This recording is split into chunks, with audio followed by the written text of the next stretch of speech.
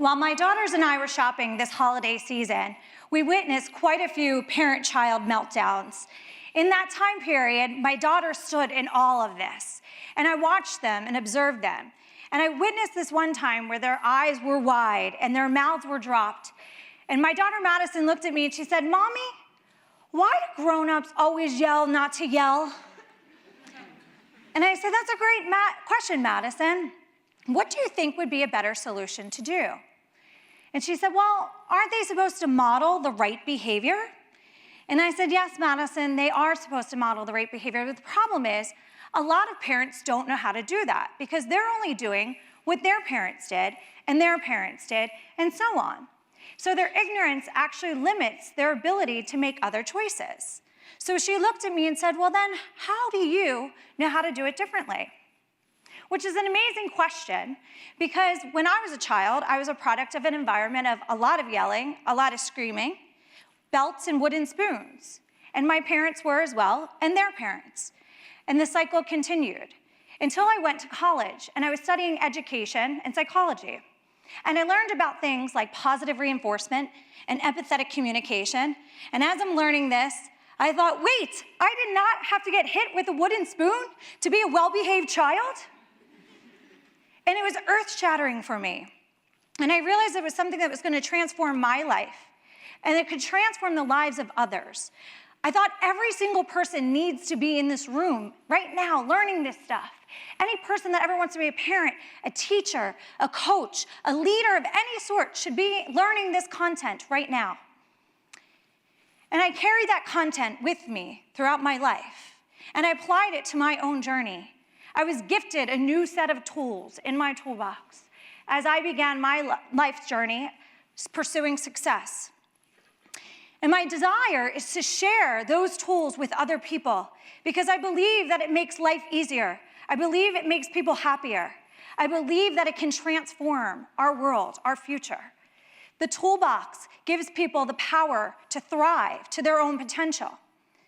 My mission is to raise awareness that the old fear-based leadership models of intimidation, demeaning, and diminishing people's power, they stunt growth, they diminish potential and life fulfillment. Our consciousness, our awareness of this is what's going to create the change so that we can transform and move forward. I believe the ignorance that I experienced in the store with my daughters that day are holding us back from our own personal and economic evolution. And enlightened leadership is how we are going to change that. I believe we are at a time period where success is being redefined. No longer is it acceptable for people to pursue power just for power's sake. No longer is it just about what do you want to do for a living, but what do you want to be? What do you want your legacy to be? As we become more enlightened, we realize that success is greater when it's for collective good, when it's used to uplift instead of diminish, to heal instead of hurt, and to empower instead of seek power over others. We don't have to look too far in the media today to see that this is a relevant trend, one that is going to help accelerate our growth forward. You'll see words like mindfulness. You'll see words like emotional intelligence, all part of our new leadership, acknowledging that love actually affects our intellectual capabilities, that emotional intelligence is the key ingredient to success, that we actually are seeing social impact as our new economy. And we're in this tipping point that I believe everyone in this room can be a part of, a tipping point that is taking the old fear-based leadership styles of scarcity mindset and fear over loss of power, and we're shifting it to a place where we're empowering more people, where we believe in an abundant mindset that grows in confidence and encourages people, and we seek collective good for greater health, better relationships, for a better bottom line. Enlightened leaders will lead more effectively to create massive positive impact in the future. In my obsession and passion for understanding human potential, I've identified 4 core characteristics that I believe identify what an enlightened leader looks like and how they will transform the future. The first one is that they're committed to maximizing their potential, to magnify the potential in others. Finally, personal growth will be seen as a priority in curricula, because we can't get over our outer roadblocks in life if we can't get over the inner ones. Enlightened leaders understand they need to master their own life in order to help other people master theirs. An awesome example of this is Coach Carroll of the Seattle Seahawks. He is one of my role models in this space right now, truly affecting change. When he started coaching the Seahawks, he was laughed at for his soft leadership styles. He acquired a team that was seen in the industry as a team of misfits because there was no clear leader or cohesion. Coach Carroll has dedicated his life to be the best version of himself so he could be the best leader possible. He studies philosophy, the psychology of competition, the psychology of emotional intelligence, and how to affect change. He didn't buy into all of his colleagues' leadership styles just because it's the way it was done. He challenged those belief systems, and he helped transform what people had thought was a failing team into NFC champions 2 years in a row. Not only did he transform that team, but he is one of the most well-loved coaches to date.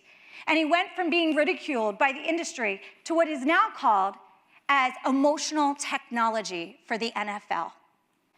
At that last 5 minutes of the NFC Championship this year, it demonstrated what Coach Carroll put into play so much. Instead of yelling at Wilson after 4 interceptions, he continued to encourage him and said, "I believe in you," so that he didn't create fear and doubt. And they turned that game around. And the miraculous thing at the end of that game is every single one of those players, when they were interviewed, said, "We had no doubt. There was no doubt. We believed we could." Which leads to the next principle. They understand and teach the blind spots of beliefs. Your thoughts, your beliefs, create your actions, which create your habits, which create your outcomes. If you are not understanding the beliefs that are holding you back, most of which were imposed upon you by somebody else sometime in your life, if you believe that there's only room for a special few at the top and you're not one of them, you will struggle to ever make it to the top. If you believe you will win, you increase your chances. But most of us operate from a place where we have beliefs that we don't even know exist. And so enlightened leaders help teach these people how to get in touch with those beliefs and accelerate their growth. I had a fear, a massive fear of failure, because I was taught at a young age that failure is not an option. I didn't identify this fear till later in life when I realized I wasn't maximizing my own potential. I had an idea journal this big, and while it seemed like I was doing amazing things in my life, I wasn't doing anywhere near what I wanted to do. And I couldn't figure out why these other people were taking the ideas out of my idea journal and turning them into something amazing. And a trigger moment for me when I was reading an article of a company that took an idea very similar to mine and turned it into a $100 million company in just a few years. And I read that with such a pit in my stomach. And I questioned, what is it about them that made them do this? What is it about them that they pursued this idea? And I realized it was my fear of failure that was holding me back. So I created a new mantra, a new belief system around failure. And the belief system was that I have more fear of regret than I have of failure. And I said that mantra to myself over and over again till it changed my belief around failure.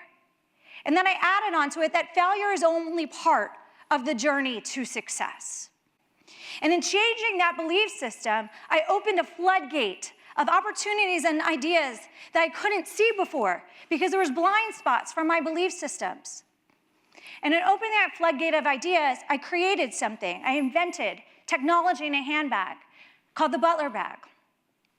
And had I not refined my belief systems and uprooted those old self-limiting ones and planted new ones, I don't believe I would have been able to see that opportunity. And I for sure don't believe I would have pursued it. Because in beginning that pursuit, I was confronted with everyone saying, this will not work. Women want fashion and they don't want function. Yes, that's right, ladies. That's what they said. But the reality was women did want both. And I'm thankful that I changed my belief systems in order to have conviction to pursue forward, because if I had not, I would have listened to them. And I would have put my dream on a shelf. and let it die, and I probably wouldn't be standing here today. The next principle is that they understand solution-driven cultures over ego-driven cultures.